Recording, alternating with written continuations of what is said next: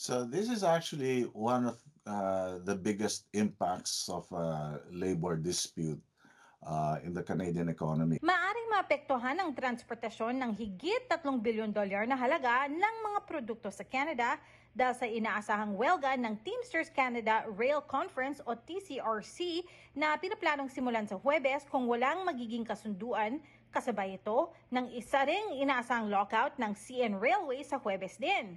Ito ang dalawa sa mga pinakamalalaking national railways ng Canada. As of today, hindi na sila nag-accept mga containers and everybody's already preparing for that eventuality. So in a sense, para naka-strike na sila ngayon.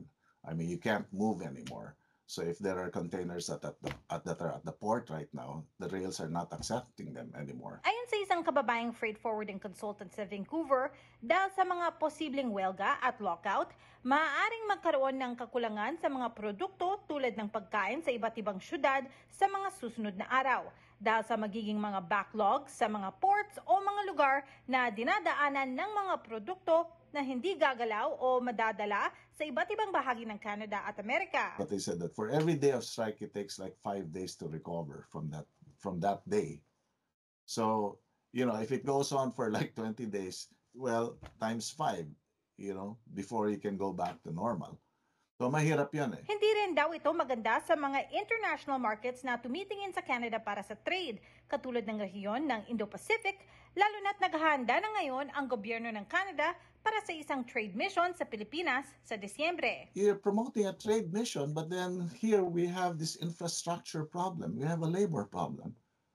We can't proceed that way. Parang you're going to a trade mission, you're promoting, let's do business with Canada.